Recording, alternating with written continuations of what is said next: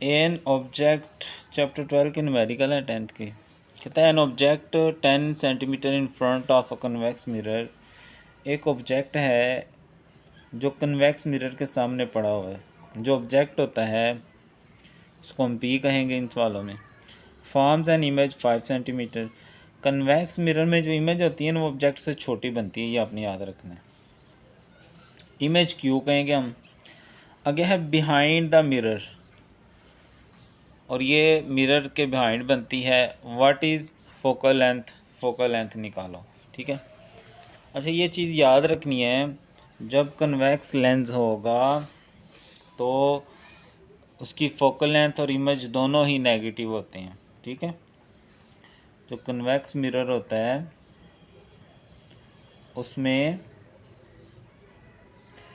Focal length भी negative होती है, और जो इमेज है जिसको हम क्यू कहेंगे इन सवालों में वो भी नेगेटिव होगी। ये आपने ज़हन में रखनी है चीज़। ठीक है,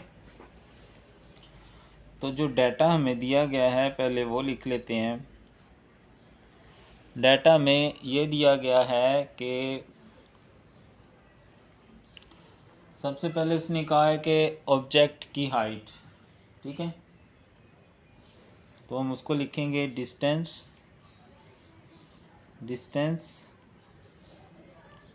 ऑफ ऑब्जेक्ट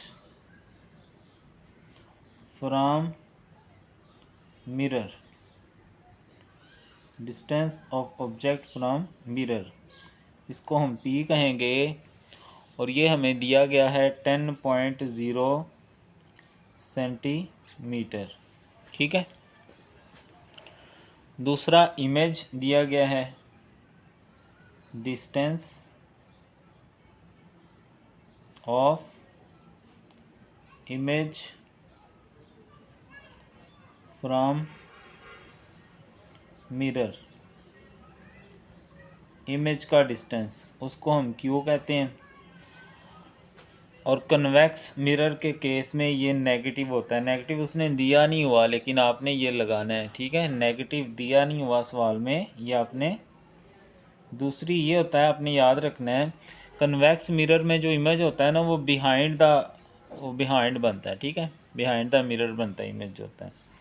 अगर बिहाइंड द मिरर लिखा हो या कन्वेक्स मिरर लिखा हो तो दोनों केसेस में क्यू नेगेटिव होगी और फोकल लेंथ भी। ये आपने चीज़ें याद रखनी है, साइन कन्वेंशन जो है। अब निकालना क्या है, हमने इसकी फोकल लेंथ निकालनी है। ठीक है, फोकल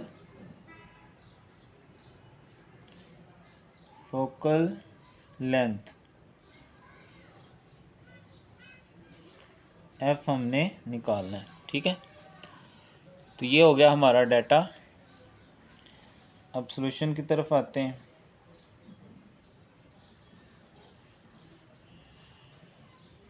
सॉल्यूशन क्या है,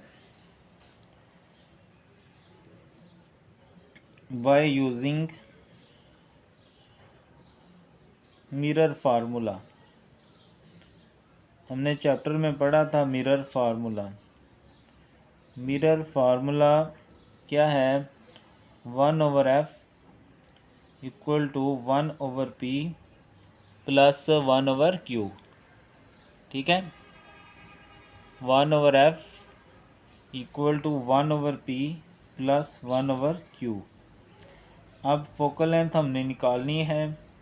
p की वैल्यू है 10, इसको हम 10 लिख लेते हैं, 0 छोड़ देते हैं, और इस माइनस की वजह से यहाँ पर माइनस लग जाएगा, और q जो है वो 5 है। अब जो LCM है वो आपको आना चाहिए। 10 और 5 का अगर हम यहाँ पर कर लें फैक्टर, तो 5 2s are 10, 5 1s are 5, 2 1s are, तो ये आ जाएगा मेरे पास 10। अब 10 का टेबल पढ़ें, 10 आए, 10 1s are 10, तो ऊपर 1 से करेंगे तो 1 ही आएगा। 5 2s are 10 होता है, तो 2 1s are 2। ठीक है, तो ये आ जाएगा मेरे पास -1/10, 1/f। 1 1 से कैंसिल कर दें तो क्या आ जाएगा, f बराबर आ जाएगा -10 और सेंटीमीटर। ठीक है जी, जैसा कि मैंने बताया था नेगेटिव होगी फोकल लेंथ, तो देख लें आंसर नेगेटिव में आया। ओके जी, तो ये था हमारा क्वेश्चन नंबर 1। अब जो उर्दू मीडियम वाले हैं वो इसको लिखेंगे जिस्म का फासला, जिस्म का फासला, और ये दूसरा इमेज का फासला।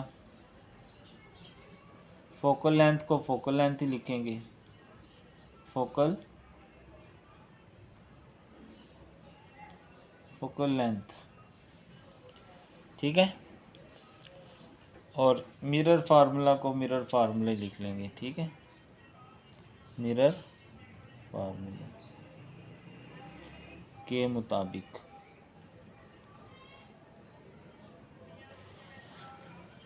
ठीक है जी, जिस्म का फासला, इमेज का फासला नेगेटिव लेना है कन्वेक्स मिरर में, उसको पॉजिटिव रखना है। फोकल लेंथ मालूम करनी है, ये फार्मूला है 1/f बराबर 1/p प्लस 1/q। तो p की वैल्यू 10 है, q नेगेटिव था तो ये दरमियान वाला नेगेटिव प्लस नेगेटिव कर देना है। आगे एलसीएम है, इसको देसी एलसीएम से भी कर सकते हैं, यहाँ मैं आपको करके दिखाता हूँ कैसे करेंगे। 10 5 50, 5 1 5, 10 1 10, -5/50, तो 5 1 5, 5 1 5, तो ये देखें जवाब वही आएगा, ठीक है। तो ये था न्यूमेरिकल नंबर 1 चैप्टर नंबर 12 का, जिसमें कन्वेक्स मिरर के बारे में बताया गया था। कन्वेक्स मिरर में फोकल लेंथ भी नेगेटिव होता है, क्यू भी नेगेटिव होता है यानी कि, और जो इसमें इमेज बनता है ना वो असल ऑब्जेक्ट से छोटा होता है, और ये बिहाइंड द इमेज मिरर बनता है हमेशा। ये चीज़ें आपने याद रखनी।